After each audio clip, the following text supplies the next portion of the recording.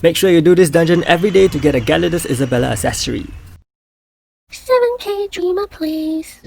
Hi guys, welcome back to my channel. Today we'll be looking at Mythical Awakened Lu Bu's dungeon. He is not too difficult honestly, but we'll look at his skill set first. His passive, he actually decreases magic damage received by 50%, which is why you're gonna use Shane. And for his suffocation, resist, and physical attack block rate drop, it doesn't really affect too much in this case because I don't think he will die. For his first skill, he also deals a lot of AoE damage and also reduces block rate and defense. So again, I don't think this will kill you if you are geared well, so you make sure you give your heroes proper gear. And for his single target, it targets universal heroes first. And we do have universal heroes on the team, so they have to be geared well of course. And finally, for his awakened skill, it is a pure fixed damage skill. It also has an 80% chance to silence. And in this case, you want to hopefully kill him before he uses this, otherwise you will need a silence resist trait or bring on a silence immunity hero like Yui. This is my team. I will go through the run through first before looking at equipment, and of course this is a 5-man team, but I also have a 4-man team lineup right after this, so do stay tuned for it. As you can see here, Live Streamer School actually goes first and uses the effect attack on Lubu. I can't really remember the effect of her effect attack, but in any case, here he uses his single target skill, which will hit Sieg because Sieg does have a taunt as well. So Sieg has to be really well geared and Sieg will counter over here. So Sieg's counter is going to help you to reset skills cooldown very quickly, especially for Shane. As you can see here, Shane deals a lot of damage and already cuts his HP by 75%. So all you need is really 2 hits from Shane, which is gonna be very fast, and Lu Bu probably won't get his awakened skill up in time. So Sieg's counter here is very important because it helps to reduce the cooldown for Shane, and you don't even need to awaken Shane to clear the dungeon. So this is gonna be super efficient. So how does it differ in the 4-man lineup? Basically I just remove Scoot, and you'll see here that Shane will go first because Scoot has higher base speed than Shane's. So Shane isn't able to go first using her speed attack, and over here my Shane also has the accessory to attack twice on basic attack, so she will hopefully, you know, do more damage on her first hit.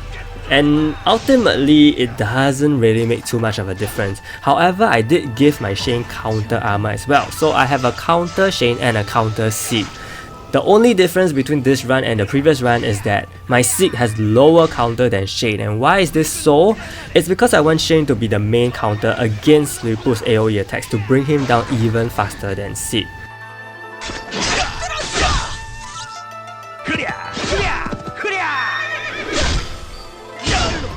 Unfortunately, she did not counter the previous skill, but if you look at this awakened skill, yes, he's gonna silence my Shane, deal a lot of fixed damage, but it's totally fine because my Shane actually countered, and look at the amount of damage she did, not with a proper formation as well. So Shane's counter can be very deadly, and basically that's how you run a 4-man team in 1 minute.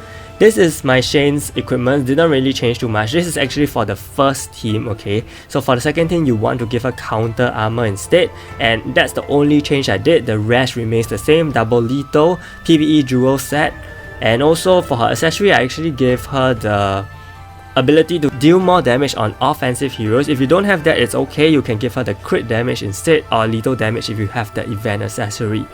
And for her traits and fighter soul, they both also increase damage down on offensive heroes, so she is very well built, meant to kill Lu Bu very quickly. And again, this is for the first team, so my Sieg is on 95% counter. If you give your Shane counter armor, she will probably get about 64% including Masteries, and Sieg will be a few percentage points lower. So that's something you want to maintain if you want to run a 4-man team. Live Streamer Scoot, well, she is not all that key because the runs are going too fast, so it doesn't really build up her lethal damage buff too much, and she does not exactly help Shane because she is more catered for Velica teams. So she's only here if you really need to heal, but in this case I didn't need to heal, and if you really want to have a healer, you can use Lena instead. So she's not a must-have. I won't be looking at her equipment because obviously you don't really need her, as you can see from the 4-man team. Then we'll look at Rachel. Rachel is going to be your debuffer. Phoenix first of course, and I given her a very block-based defensive set as usual. I didn't really touch her from every single previous video I've done, so everything's the same. you can give her the trait and Fighter Soul to reduce damage from offensive heroes, something I did not do here. For Eilenee, you want to give her a very defensive build as well, HP armor, defensive jewels. Basically that's all. I don't think she will die as well because she also has a revive, so not too much an issue. Finally, for my Masteries, you want to do this. Make sure you swap it over to physical attack because the previous weeks we have all been using Valika, so this time we're using Change, so do the swap. And that's all you need to set up for Lubu. Very easy dungeon. Make sure you do it every day again because you will get a Gyarados and Isabella accessory for sure. And that is about 14 days worth of special accessories. So if you found this video helpful, do give it a like and subscribe to my channel. Stay tuned for more videos. Thank you so much and see you!